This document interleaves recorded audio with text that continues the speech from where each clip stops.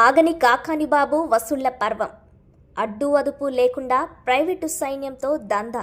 స్థానిక ఎమ్మెల్యే మౌనం వెనుక ఆంతర్యమేమిటి?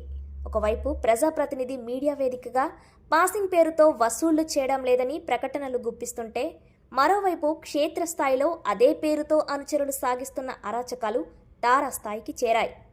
కాకాని బాబు అనుచరులమని చెప్పుకుంటూ తమ ప్రైవేటు సైన్యంతో వాహనదారులను, రైతులను భయభ్రాంతులకు గురిచేస్తూ సాగిస్తున్న ఈ అక్రమ వసూళ్లపై సర్వత్రా విమర్శలు వ్యక్తమవుతున్నాయి.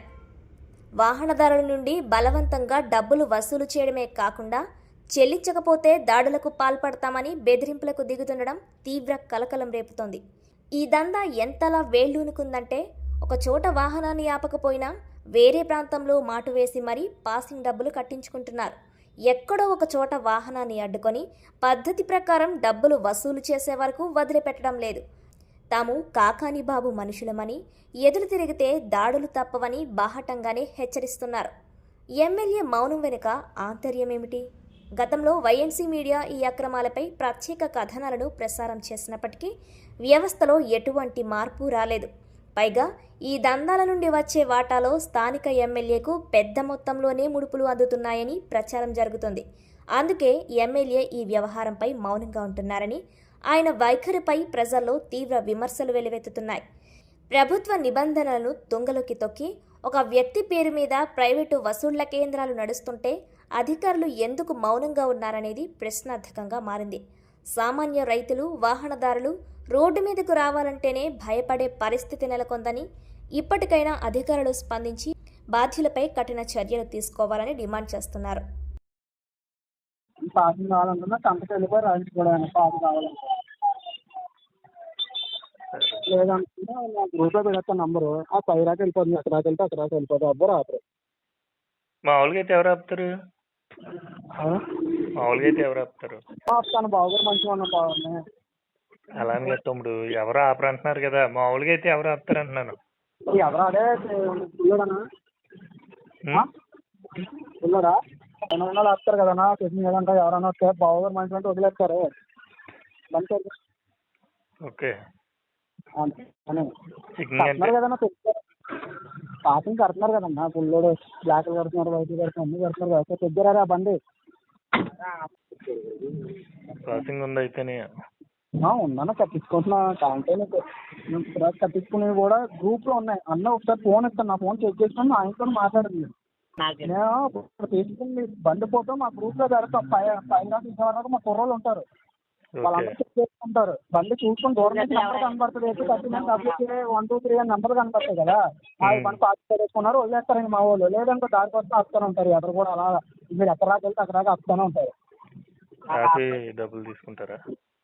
పాసింగ్ తీసుకుంటాం కదా ఆల్రెడీ. ఇంకొంది మీకు కాల్ కావాలంటాను, సంతకి వెళ్ళని సంతలో రాస్తారు. అంటే బాబు గారే లేదని ప్రెస్ మీట్లు ఇస్తున్నారు కదా. బావగారు మంచిగా, బావగారు అలా కాలేజీలో సంతలోనే ఉంటాను.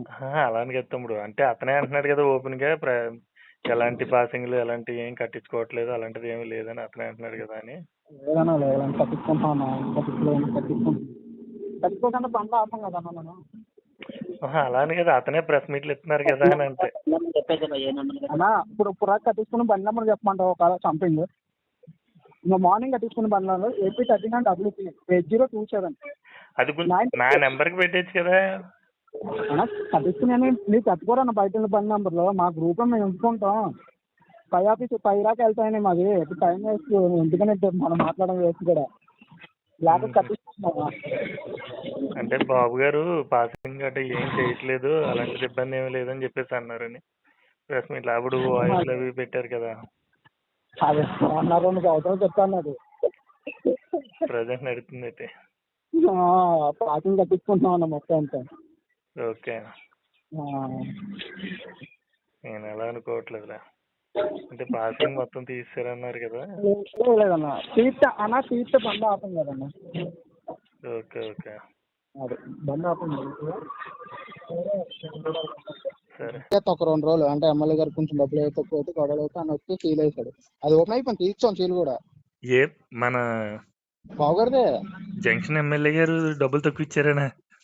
ఆలాలో ఏమి ఉంటాయన్నా మనకేం తెలుసు అన్న. మేము కూలీలు మేము పని చేసి అదేలే అంటే ఆ వాళ్ళకి ఎన్నో ఉంటాయి మనకు తెలియదు. ఏదో జాబ్ చేస్తున్నాం వెళ్ళిపోతున్నాం. అది కూడా అన్నవరమే నా సొంత.